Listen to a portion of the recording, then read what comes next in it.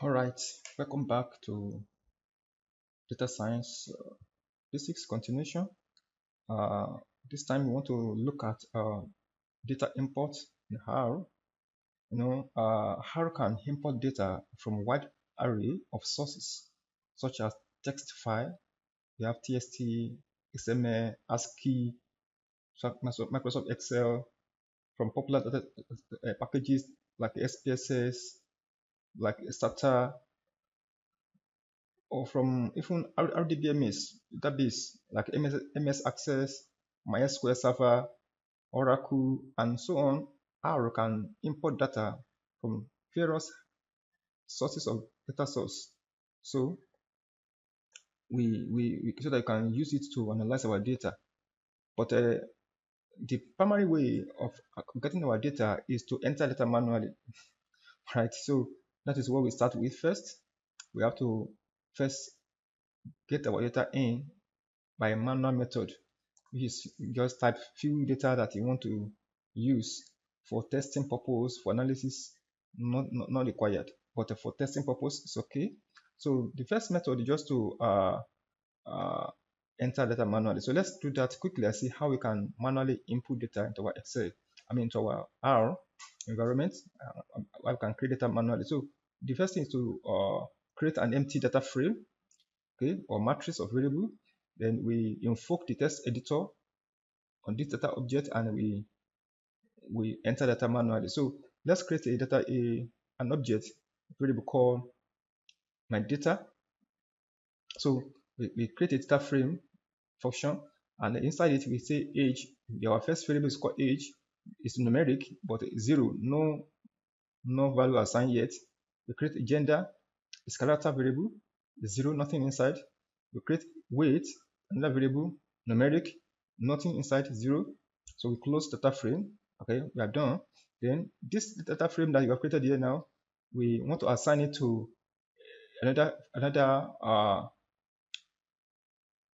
function called edit. This edit, what it does is that it helps us to invoke a text editor whereby we can enter our data manually. All right, so let's assign that to my data again. So we have a new data frame here, pass it to this edit function. So if you run this line of code now, let's run this line of code first. Okay, we run this line of code. Then if you now run this also, this line, it automatically displays a particular text editor where we can enter some records. All right, so you can see it displays an editor here. The one we created 1, 2, 3. You can see add more later if you want. So, but this is what we supply, what we requested. So let's just type age 30, example, gender, male, weight, maybe 68. Then we have age 25, gender female, age let's say 55. We have let's enter one more record. Age 45, maybe gender male, then height maybe 77. So let's say assuming this hour, we just enter the summary just to check to confirm. So we close. Okay, the data already is inside this guy, assigned to this guy now. All right, so we can check our data by just running calling my data. Okay, you can call my data now. So if I just type my data here to display the data we have entered, can you see? Data is displayed, age, gender, weight. So this is the first method of collecting data, okay, in R. So just doing the method manually. Okay, you can also create a data frame and just pass it by ourselves. Okay, you can create by ourselves and using a vector. Okay, we do that later as we continue, but we just start from here. Okay, so the way we created in the under the vector, we created some data like that manually using the data frame vector. So now we want to create we do the same thing here by invoking the text editor now. So let's also import data from text delimiter. We have CSV file, we have TSV file. All right, common file is CSV file, comma separated value, or TSV file, tab separated value. These are delimiters where you can get your data from. So now we can do that by saying data frame equals to read table, our file name, which can be any data name, any table, maybe .csv, .tsv, whichever one. Then we either logical data true or false. We want to add to be there, header file. Then the delimiter means that comma or tab, whichever one you want to invoke. So then you can now let's say we create an object variable called car tab, for example. I have in my let's create our own directory first. Let's send it to source file. Source file. So there was source file. We can be able to interact with our other files we have then in that directory. All right. So here we have cars. Cars is indeed this directory already. Okay. So if I invoke cars now, it will come. All right. So I just click on around this line. So I've run this line. Actually, read your table. This is my file name. Okay, I'm trying to read this. I can actually supply read.csv if I'm reading CSV file. This one is a very common code that we want to be using all the time to read any kind of CSV file. All right. So this will be common. You commonly use. So because most of the data we will be dealing with, most time majority of them will come in CSV. All right. So just say read.csv and the passing data, provided the data is in your folder. If not there, then you have to look for the location and put the location here directly. I mean the directory of the data, where it's located. You have to put it here so that you can be able to access the data. All right. So if you run the same line of code, they give you the same thing. So let's just see this first. What is here? If you run this line, we have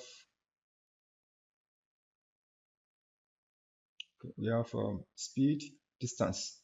So that's what is in my car tab object now. Speed, distance. So 2 columns. All right. So now if I run this line of code also to give me the same thing, if I run this guy, check, okay, see the same thing, okay, speed and so you can see what the dimension of is 50 by 2. All right. You can also view in our this. So you can view here like Excel form. So we can view. So using view function, you can see. All right. So that is what we have just created just now, and everything we are doing so far is a object is showing here. So if I can see evoke this one now, you can see. So I can click from here. I can show my. So if you can see, it's coming out here. If I invoke this one also, you can see come out here. So yes, everything is installing here in our global environment. All right. So that is another method. We can also import data from Excel file, but this one is in 2 ways. For you to do that, you have to first install this library. Of course, you should know how to install by now. Install.package. Okay, you supply this so that you can install. Then if you have installed, then you can now load the library. If you load this library now, to allow you to read XF file directly. Okay, XF file directly. So, but most times XF file, sometimes rather, not even most times, but most times it's actually come in form of single file. Okay, but sometimes it can come in form of different sheets. Okay, now for example, I can have more than one sheet on my Excel file. Okay, in my workbook, I can have many sheets there. So which sheet do I want to access? Because I cannot access all the sheets. I just want one sheet. Okay, so therefore I cannot use this guy. Okay, if you want, this guy is good. It's good if you want to access only one sheet. But if you have if you have only one sheet on your Excel, you can just call this guy to bring your Excel file for you or your workbook out for you. But this one is good for that. But when it comes to, I have many sheets in my workbook, I want to access a particular sheet, then I have to use this guy. Then that's when you can install this guy called SLS library. Then you can now use this function to invoke your Excel file. So then you can now pass a can pass this your file name here, all right? Then which sheet are you accessing? This means in the sheet 1, or if it's 2, say if there's 2. Let's look at the Excel sheet first. Let's see if we can have the data Excel. I have a data here called Kafeku. For example, this data set, okay, this sheet 1, okay, you have speed, distance. This sheet 2, data vehicle, FM mileage, okay, and the rest of them. So this sheet 1, sheet 2. So I want to access sheet 2 directly. Okay, I don't want sheet 1, I want sheet 2. So I can have several sheets here. So whichever sheet I want to access, I can just supply in my data. Okay, I want sheet 2. All right, so I can run this. This already files in my folder, my directory. Okay, it's my directory, so I can run it. And let me first load this library first. I load the library, so I now run this Excel file.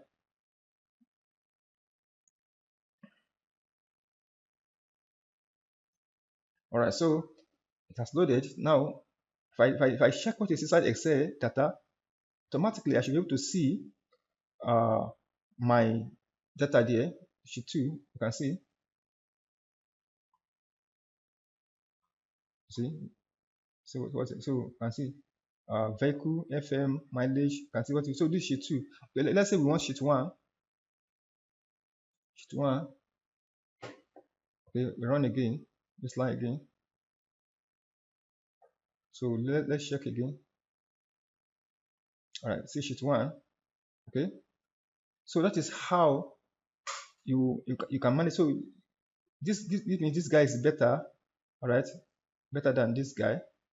Okay, this guy is good for only one sheet. If you have only one sheet you want to access, okay, not more than that, so you just bring it up. But when you have multiple sheets, use this guy. Okay, it's far better. So that is that. So we can also bring data in from SPSS. All right, SPSS, of course, if you're a social science student, you should be aware of SPSS. All right, that's a package for social science students. So you can surely bring data from SPSS to R very easily. Okay, so you have to install this package called HMISC. This package. So if you install it, you load the library. So then you can now use it. So don't mind the warning. Okay, just warning. So don't mind that. Telling you the package, the version of the package. So don't worry about that. So it will work. So now I have a SPSS file called new drug. So let me show you the file. SPSS. Where's SPSS file? Let me locate my driver, my directory.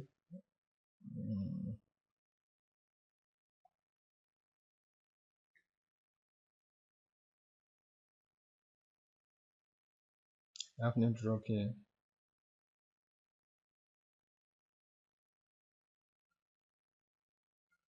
It's loading my SPSS file now.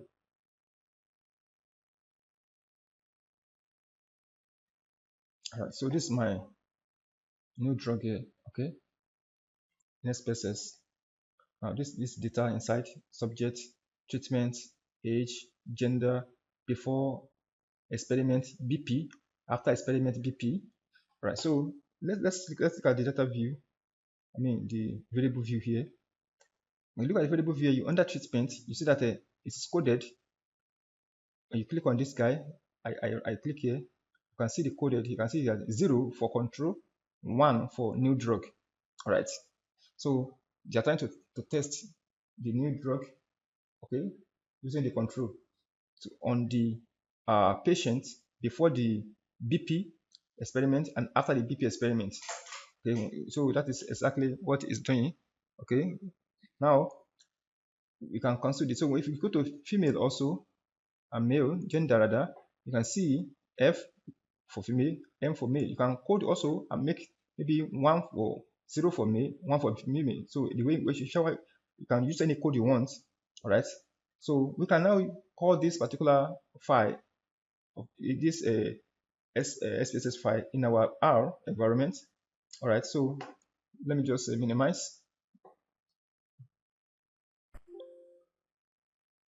So now let's bring it in. So let's call it new drug.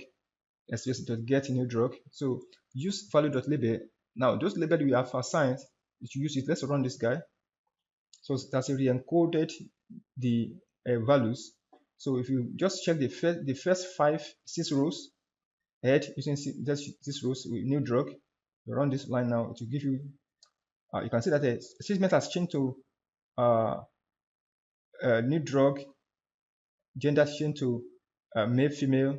Okay, because before it was showing in the coded form, but as I decoded it back to the original name, this original name now. All right, so you can see that is what you say use value label. Okay, it's also true.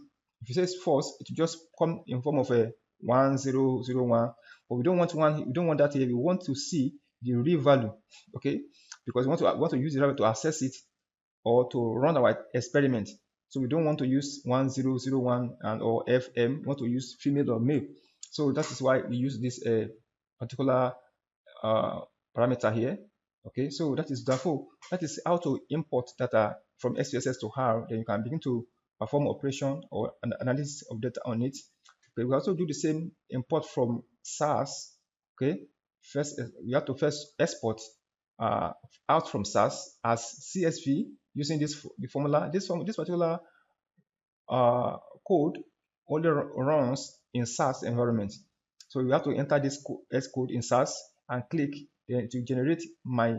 You can any file name you want. You can use my data. That's what I want to use. So now I don't have a SAS on my system installed. So I cannot run. You can see this code is a SAS code. That's why it's showing error here. It's not an R code. So that's why it's showing error. So never mind. So when you are done, then you can now come to R, and now that's my data, this particular data, you can now bring it here as CSV file and say read table. And now use read table method to bring it in. So we have used read table method before, if you remember just now. So you can now use to bring it into R, but it must be exported out from SAS using this code first. So this is a SAS code, now not hard code. So take note of that. So then our data will come. So I don't have anyone there now to bring in. So I cannot do that now. So let's continue with STATA.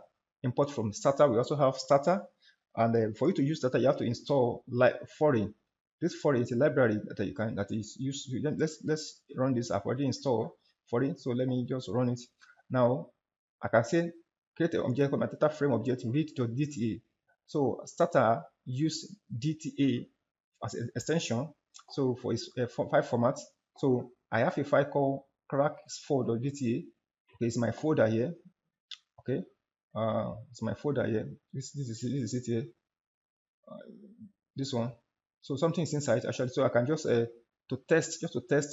Okay, test. If I run this line of code now, it's run. So I can now check my data frame to see what is inside. All right. So this is just a startup code now. Okay. Let's say we have ordered this ID 1, 2, 3, 4. Then we have categorized value here A, which is 1, 1, 1, or 2, 2, 2, or 3, 3, or 4, 4, 4. Then we also have S, Y, Z. Okay, so whichever it's just like a dimension, a 3D dimension. Okay, so this is just a sample data, not a standard data anyway. Sample data created to show for STATA. Okay, so that is just that to bring it. That so it's very easy. Just run the foreign library, then put your data here. Why you must have, of course you must have kept data in your folder first before you can bring it in here. All right, so we can also do ODBC. I mean, do DBMS data import, which means that a database management system like a MS Access, like a my SQL Server. All right, so but you have to follow the simple step-by-step rules here. First from home, you have to first install these two packages. This package is basically for when you want to use a ODBC, like MS Access. Okay. That uses ODBC. If you want to use SQL Server, okay, you can install. All right. So I will show you how to use both. To use both ODBC for MS Access and SQL Server. Now let's run this library first for ODBC. You have to install these guys, okay? Then you can run it. Then first, we have to first create the ODBC DSN connection first to MS Access. Now let's see. We have let's say we have a access file. We have R. Okay, this is our MS Access database. Okay, if you are not familiar with MS Access, then just forgive me for that. We have a table there called students. This is table name. Then we have name, age. We have two columns there, name and age, James, Mary, and Johnson. So we want to bring in to R from MS Access. So what do? We have to first create a DSN. So using ODBC. So go to your ODBC, just type ODBC. So if you are using 64-bit computer, just say 64-bit. If you are using 32-bit, so mine is 64-bit, just click on 64-bit. Then you have to create ODBC. Go to MS Access driver. Okay, click on configure. So under here, you have to select a database you're looking for. So you just select the database here. Our database is called R Access DB. All right, click on OK. So if you don't see, you have to locate here from your document here.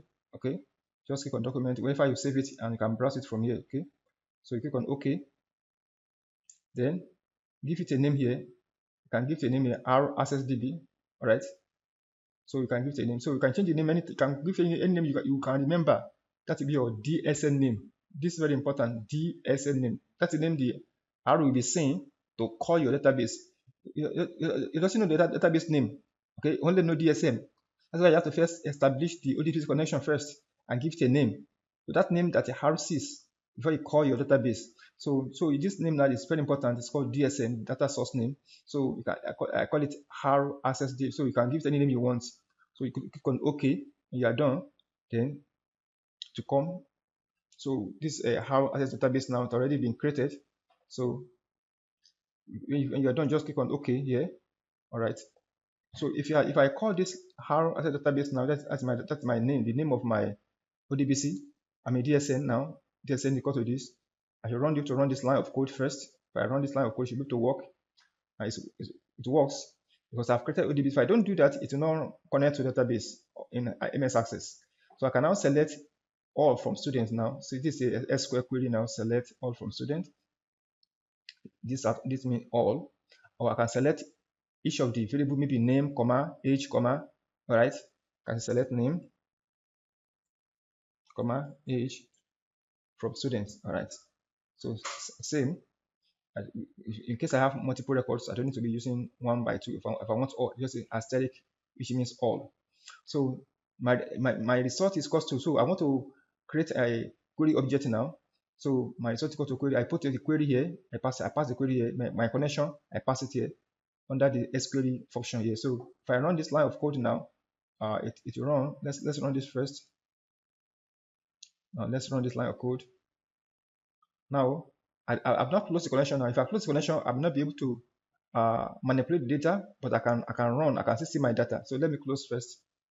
I can see my data. So I can now see the result now. Let's type result here. Result.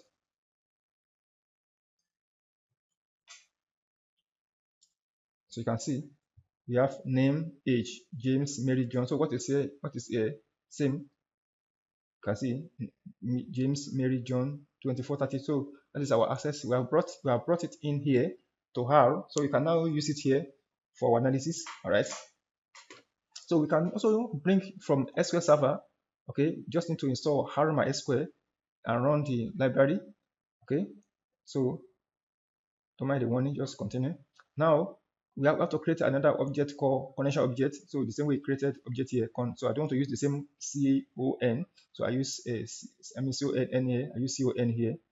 Okay, so that just to differentiate the object I'm creating now, variable I'm creating. So now db connect my SQL function. The user is equal to root. My user is equal to root. My password is empty. No password inside. It's empty. Then the database name is called student DB. Host is called localhost. All right. So let me show you the database I'm talking about. Let me see.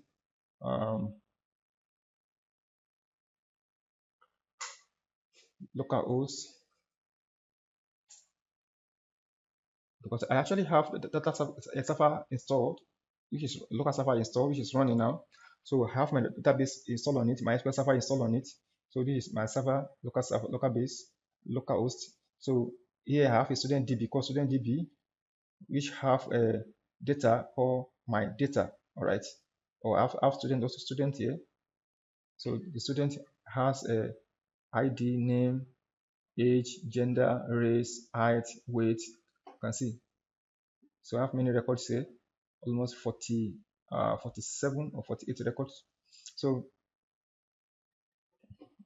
now let's go back to R now, and I'm bringing this. I want to bring it this SQL Server now. Okay, I want to bring it to R. So what I need to do is just my user is root, password is empty. The database name, don't forget, is all student DB. That is what you see here. Okay, student DB, and you can see here student DB. Student DB, that's the database name, student DB. All right, so my data, my table name is called student. Okay, student. So you can run this now. If you run this line of query, my host is localhost. That's my server name is localhost. Okay, so we run this line, so it's run. So now let's select all from students. Let's say we want to select all data from student now. Query 2. Let's create an object called query 2. I run this line. Already selected. So let's now don't mind this line. Just created to manipulate data. So let's create an object called student and assign our query to and our connection to it to get query, so that we can now run it. You can see what is inside. So this is our query to here. We pass it here. Our connection we created here. We pass it here, and inside this db get query. So db get query is a function that gets the connection and the query. All right. So I can actually put the query directly here. Okay, and you can just copy this guy. You just pass it here directly. Okay, yes, it will work. All right, but I just want it to be here separately, so that I can continue to manipulate it here if I want to easily. So I don't need to be changing it here anymore. So if we have run this line now, we can now see what is a student now. I don't want to close the connection yet. So let's first, can we first let's say dim student, dimension student. So for the 6 record, 7 columns.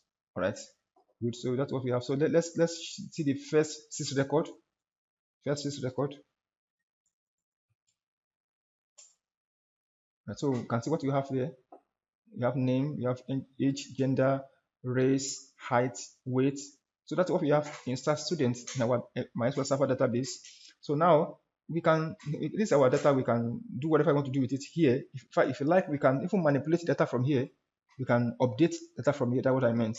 We can update from here, from R directly without going to SQL Server, and it will affect SQL Server there. For example, now we have let me show more records. Let me show more records. Let me see, instead of a 6 record, let me just show 10 records. 10 records. Okay. Ed student 10.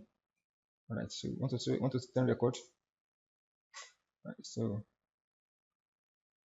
we have ID, name, age, gender, race. That's 10 records here. So this particular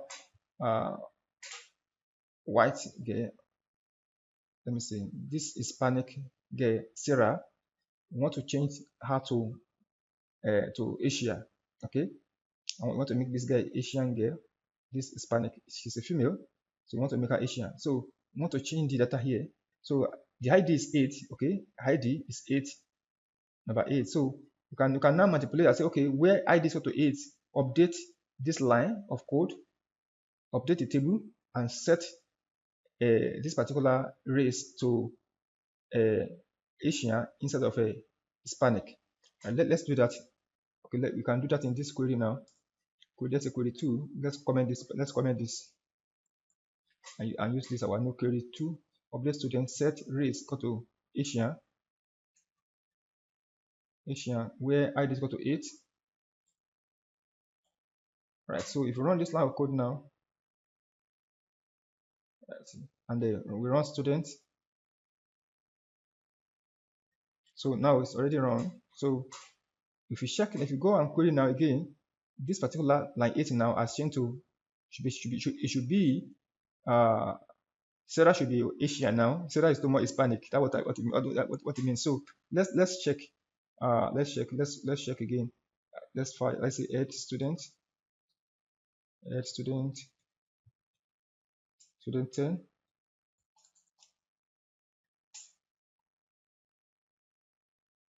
Student.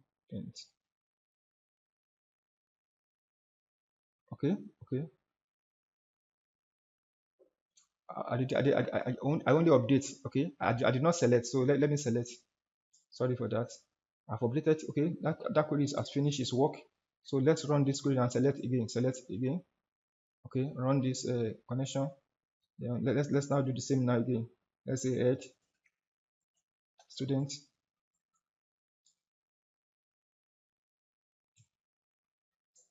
comma 10. All right.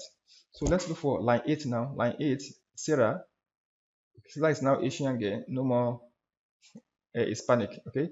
So we have changed. So if you go check your database server now, it should reflect there automatically.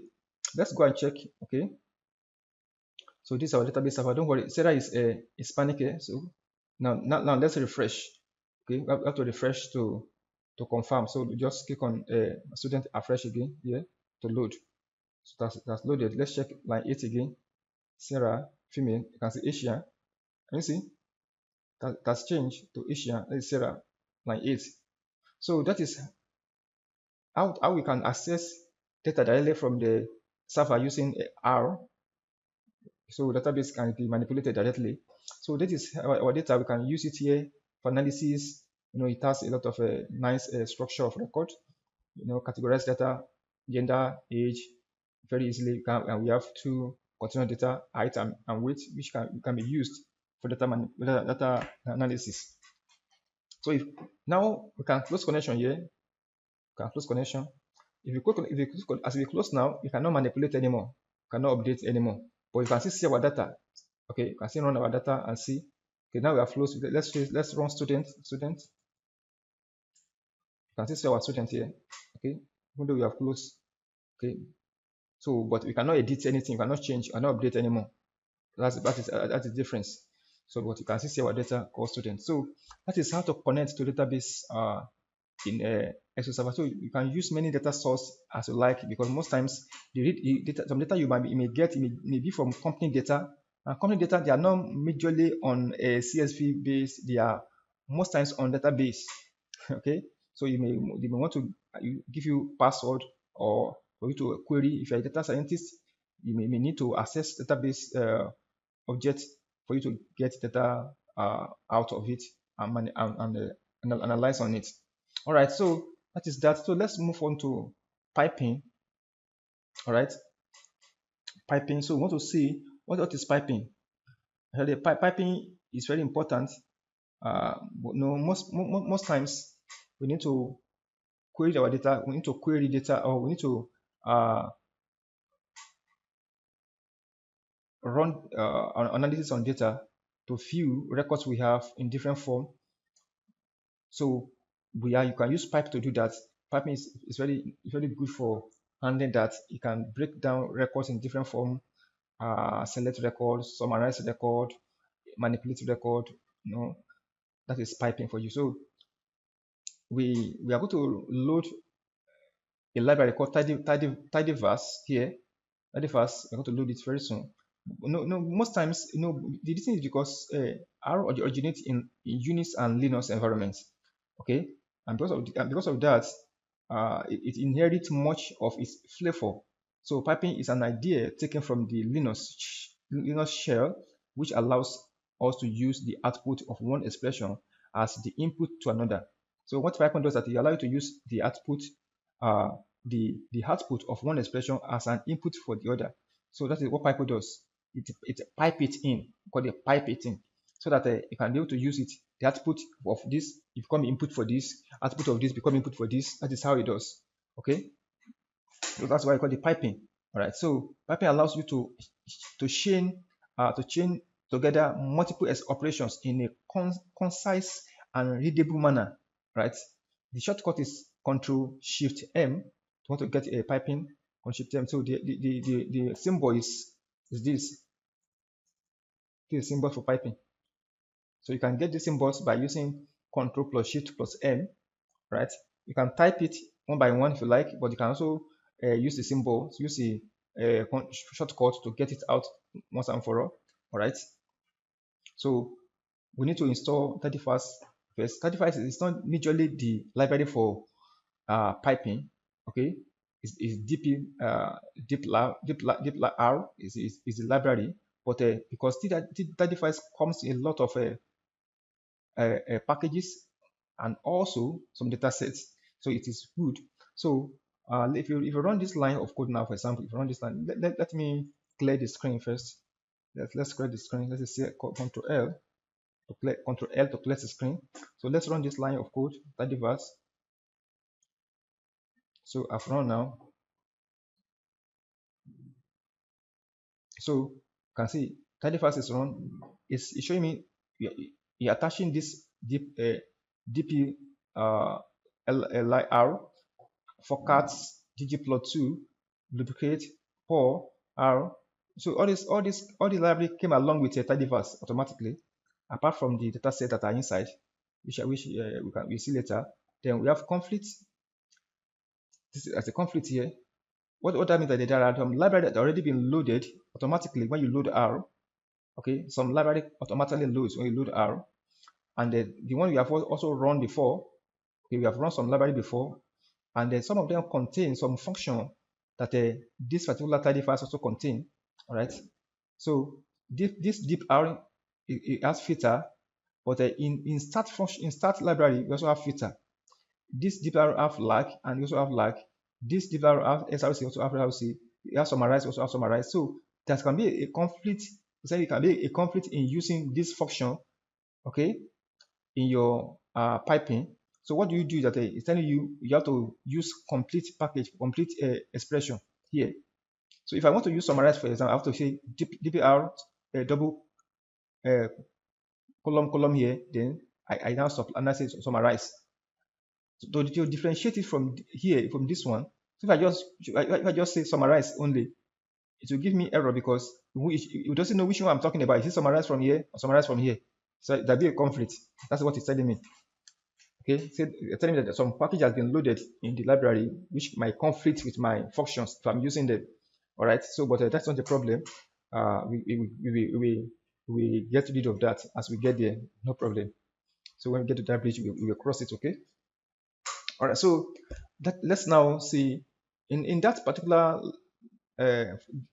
we have so many data sets there that you can use for analysis, for testing, for experiment, to test our analysis. So one of them is diamonds. So if you just say data, for example, data, if you run this line, you see what happened here? You show me data set. All this one data set here. They come along with 31st, so many. So maybe you can check them later and see if you have anyone that you want to use. You can just access them and use it. So many of them. Okay, so many of them. All right, so let's go. So that is if you use data after you have run this, just say data to bring it out for you. All right, so let's one of them is diamonds. Okay, we want to use diamond now, but we want to know this diamond what is all about. We want to query. So just question mark diamond. We run this line. So it shows here for us. Look at it. Diamond ggplot2. Diamond come along with ggplot2 actually. You can see. And ggplot2 is come along with a tidy fast. Do you remember? You can see. Look at it here. We have ggplot2 here. Alright. It's a different package on its own for visualization actually. You can install it separately, but it's already installed, but it's come along with tidy fast. We call it along. Okay, so when this one is loaded, automatically load this alongside with it, so that you can use it together. So in case you don't need to load it separately, that's what it's talking about. All right. So now we try to query our diamond. What's all about? So it's a price offer 50,000 round cut diamonds. Right, so you can see here, so it's giving us the variable data we have there. We have price, we have price is in US dollars, we have carat, the weight of the diamond, we have cut, the quality of the cut, we have fair, we have good, we have very good, premium, and ID. We have color, the diamond color from D, which is best, to J, which is worst. Right, we have clarity, the measurement of how clear the diamond is. This I1 is worst, and continue like that to best, IF. So we have X, length in millimeter, we have Y, width in millimeter, Z, depth in millimeter. Okay, we have depth, total depth percentage equal to Z over M to S comma Y. So this is a calculation based on this to find depth. We have table, width of top of diamonds relative to the widest point. So these are the columns we have in diamonds. So let's glimpse diamond. Let's glimpse and see what you're talking about. To glimpse diamond now, click on glimpse. You can see at a glimpse. And glimpse, just it's a carat here. Some sample data we have there. We have cut, we have ID, premium, and so on. We have color. We have clarity. We have depth.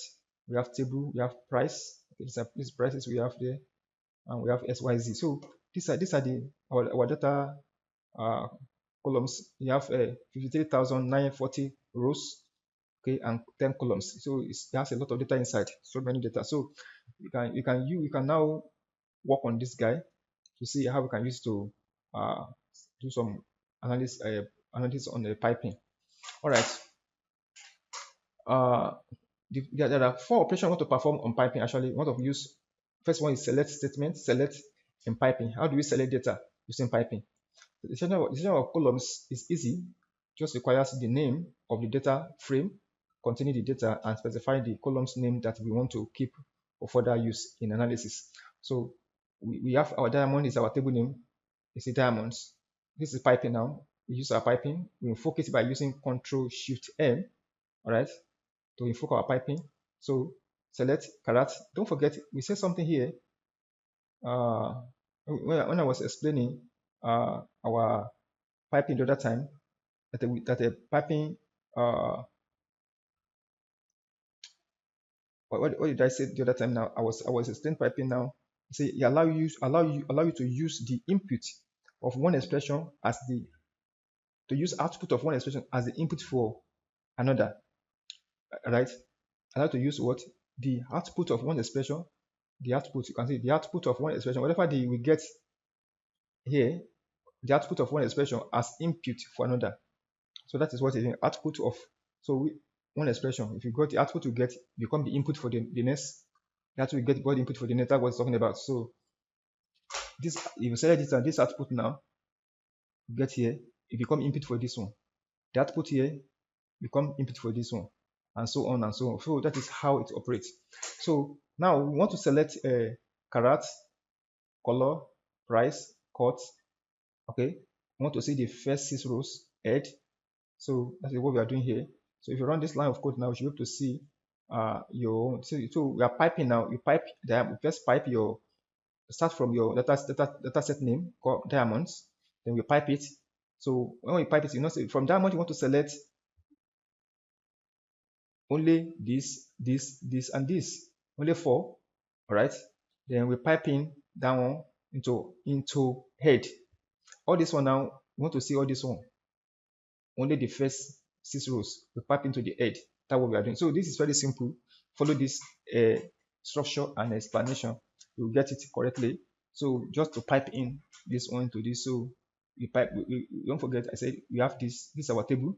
Everything is inside the table called diamonds. Okay, you can see it here. Then we want to select only this particular. So we have to select. Okay, this, because this one we pipe this one in here. Okay, piping this one in here to select. Then we pipe in this one also. This one we pipe it in here to see the only 6 of the 6 row of this guy. So whenever you say head, you want to see the 6 row. But we are not supplying any variable here now, because it's seeing the variable at this particular select. Whatever you see output here is seen as what? New variable for this automatically. That's what you are doing now. Normally when you use head, normally head, you pass in something here for head, which is supposed to be your dataset name. your variable name.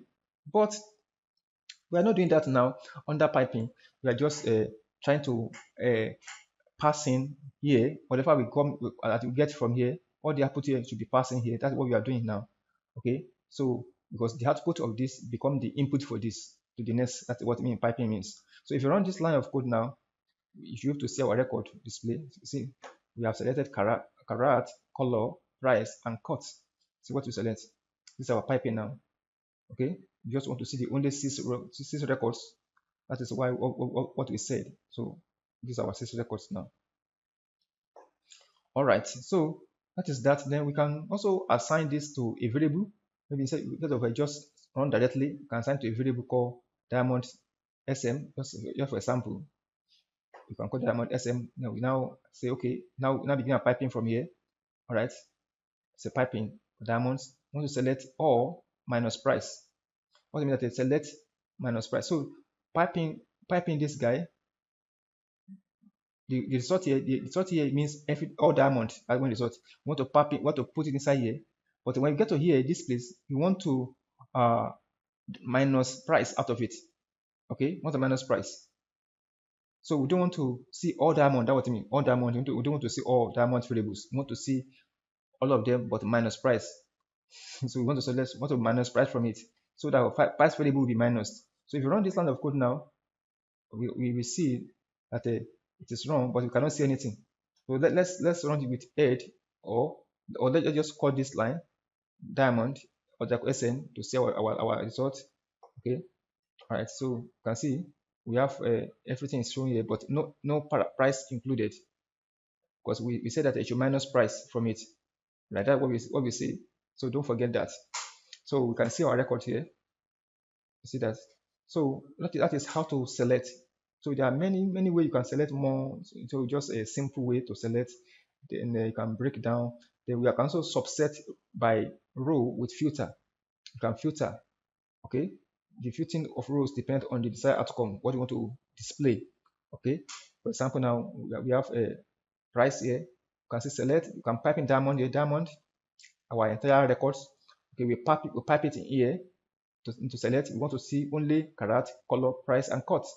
All right, but we want to filter by price greater than or equal to $10,000.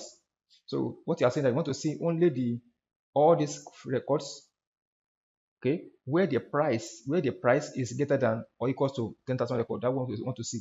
That's what we are saying. So when we filter it, we are now whatever we get, we now pipe it in here. We want to see the first 6 records. You can see that piping is not that difficult now. If you can follow this particular explanation, not that difficult.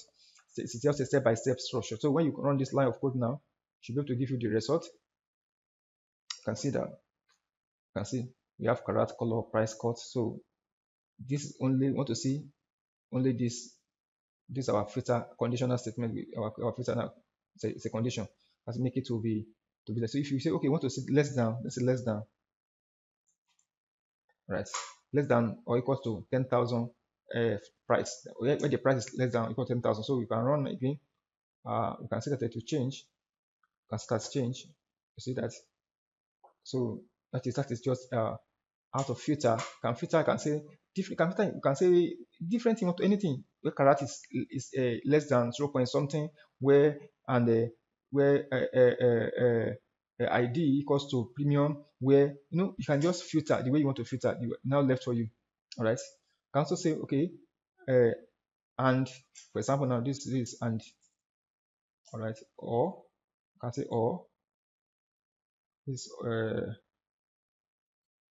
for example you want to use or this or okay this or right. You can say or ID. You can say or cut. Let me see if that will work. Cut equals to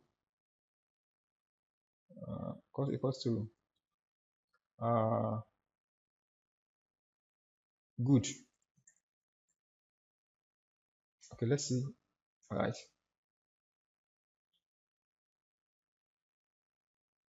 I try to filter in multiple record now. Okay. You use or. That's why if you use, let's change to and. Let me see if that will work, right? Because we use all here, so that's why it's showing me. So now it's okay now. So which means the difference between or and hand. So before you say or, which or mean that you go to display the record here and record it together. Because it is or. But if you say hand, mean that you want only this and this.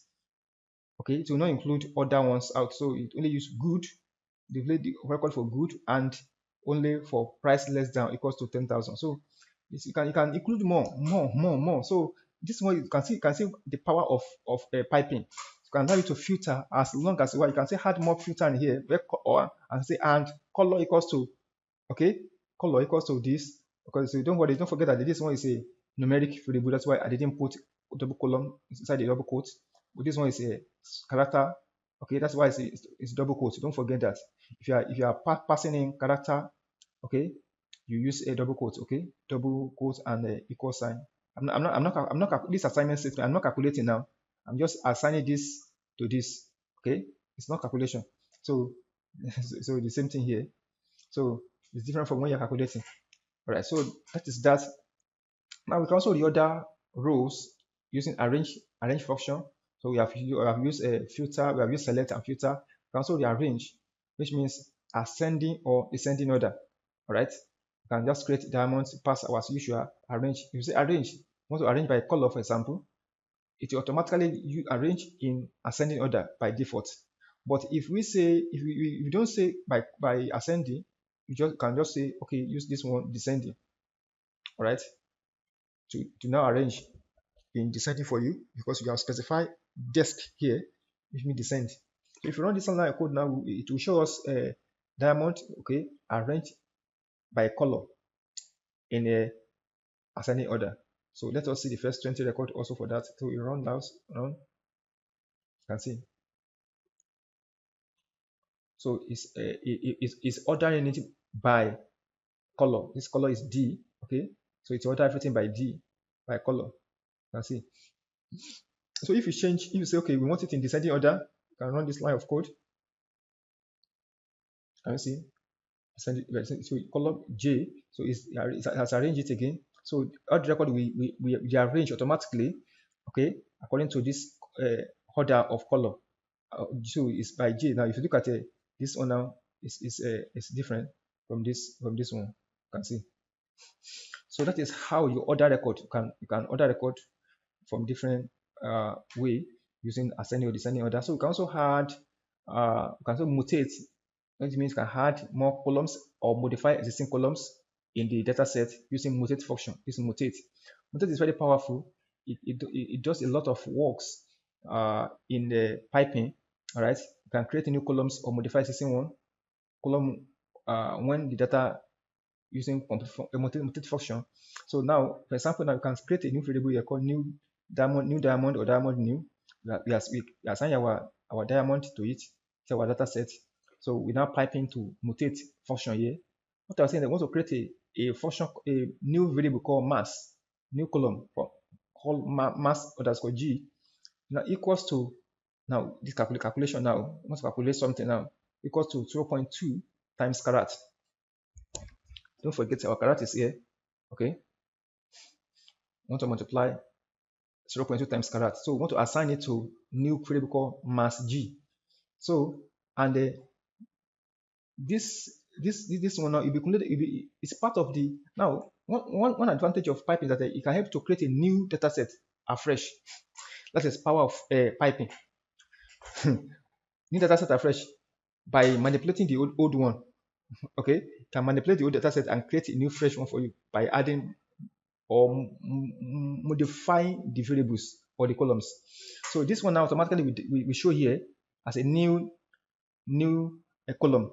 Okay, so that's what you are doing now. So if you run this line of code now, you can see the maybe first 6 line anyway. So if you run this line of code now, we can see that it has created a new variable called mass underscore g, and what is also a multiply carat by 0.2. Okay, so let's run this line of code now. All right, so let's see. Let's run this line. Okay, good.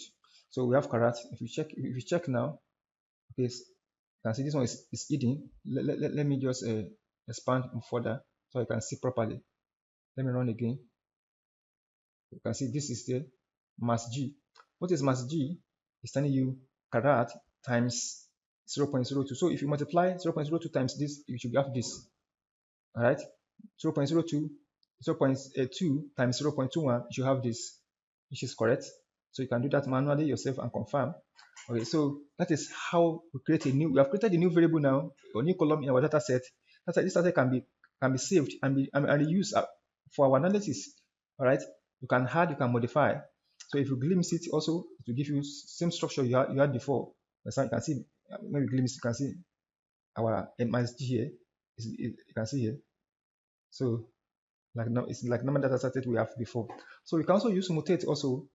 You can see to create more data set, you can use mass equal to this carat, then comma price per, you can say price per carat equals to price divided by carat.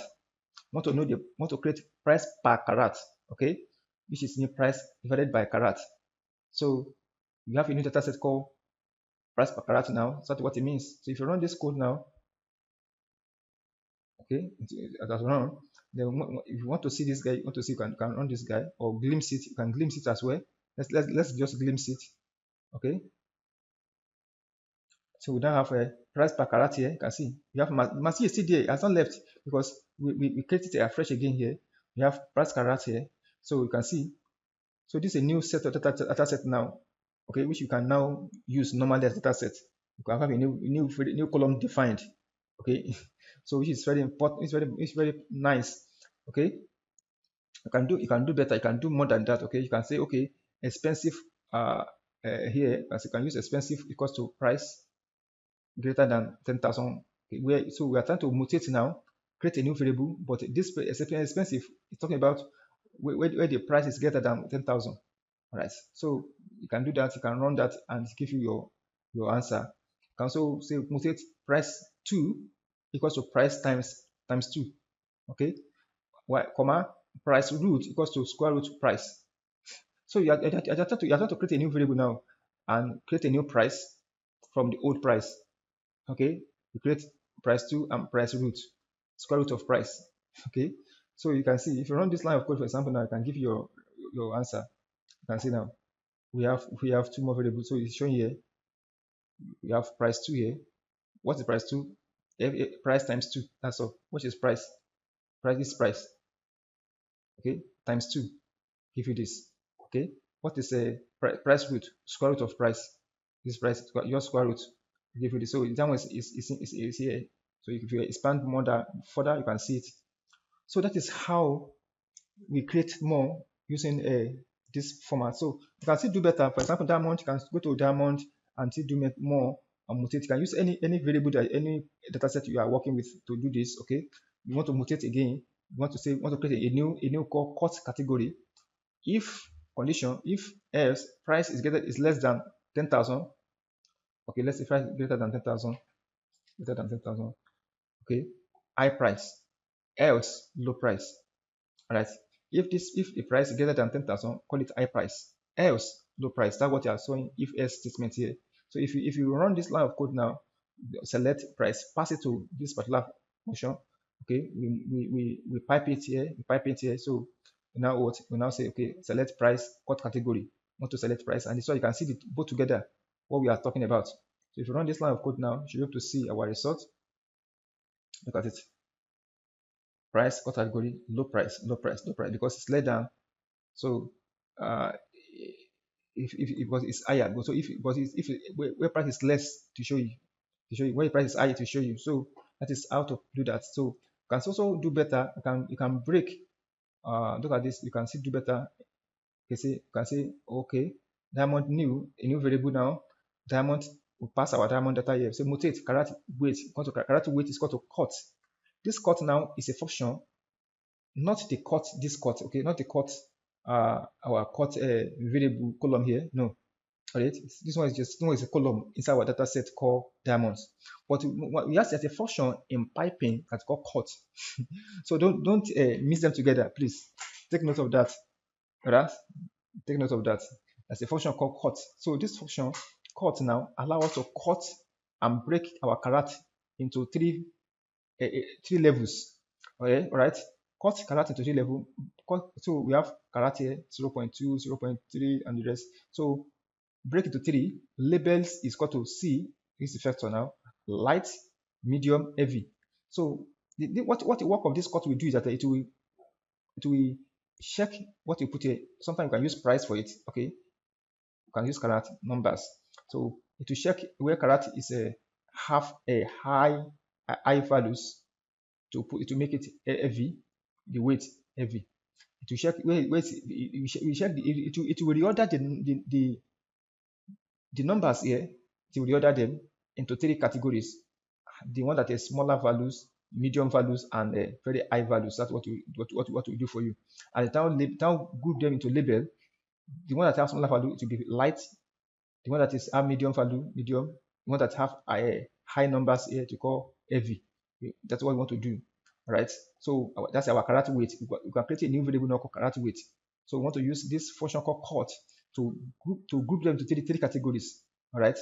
So you can now select price and carrier. I mean karat weight now. All right. So if you run this line of code now, okay, it's work. So now you can see the result here. Let's just run this line. So you can see you have price, you have karat weight. So this price karat weight now is based on our cut here. So karat weight here. So it has cut it for us. Okay. If you want to, you can even include karat even here in our price, in our selection here. You can say, okay, let's say karat also. I want to see karat as well. I want to see karat. I want to see price. All right. You understand? Yes, it's allowed. So let's run again. All right. So let's see this guy. All right. So you can see. So those who have small values 0.2, 0.2 is under light. Right, light. So this is the price. So we can see you should be able to see correlation between the price and the karat weight, right? You should be able to see correlation between two of them. I mean karat itself, and price. So the supposed to be that the higher the price, the heavier the weight. Yes, the carats. Okay, the heavier the weight of the carats. So it's supposed to be that you can test that maybe. Let me see. You can. I'm trying to see if you can do that. Is it possible? If we okay, let's say we have carats now. Let's say we have carats. If you say plot carat, comma price. For example, let's see how correlated they are. Let's correct not found. Okay, good.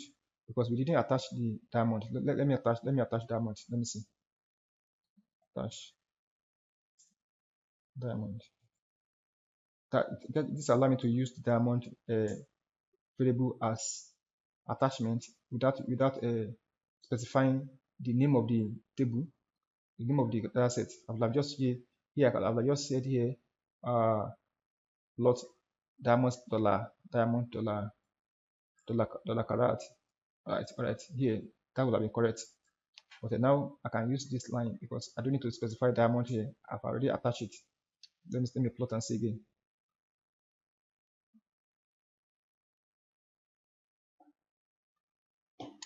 You can see the result. So there's a correlation between price and carat. You see? Let me zoom out. You can see very well. See? Yeah, there's correlation between price and there's correlation. They are correlated. You can see.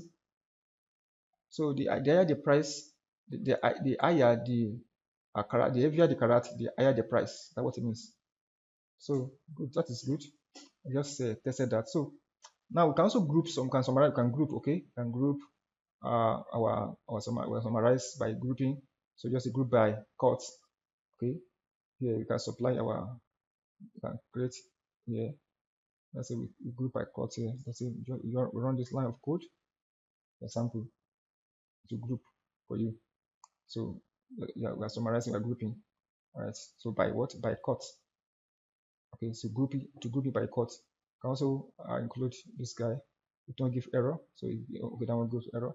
So you can summarize. You can comment this guy also out and summarize by price mean. Okay, you want to find the mean of all the price. Okay, mean price equals to what? 3933. That's the mean of all the price. It means average price. That would mean average price. All right. So you can have average price. You can also create a variable called average price. Okay, and add it to our data set. You can also create a variable called standard deviation of the price of the. So you can run this line of code and count. Also count means n like this count. We call it count. So we can assign to any variable called. We have three variable now. We have variable average price, variable SD price, variable count. So what do they do? This one calculate the average of the price. This one calculate the standard deviation of the price. This one counts everything. N can say n count. So that's a function to count. Okay, in a piping. So let's run this line of code now and see what I'm talking about. That's our average price is what 390. Don't forget we have SD. This is our standard deviation. This is our count, total number of the everything. So you can see this is how to manipulate. You can see do more. Okay, you can see expensive greater than that is expensive. Can summarize, can count. So this is just how to work with a piping. The piping will be very good. It will become handy when you want to do some kind of a testing, all right, some parametric testing later. Then you need to learn how to use piping properly, because most of the data you're going to be using, you need to actually select them properly. Okay, sometimes you need to mutate, sometimes you need to filter to get appropriate data for you to use for your analysis to run your test. So that is very important. So that is that for today. We'll be shutting down for today. So we'll continue from there in the next class. Thank you so much for listening. I will see you in the next class. Thank you. See you later.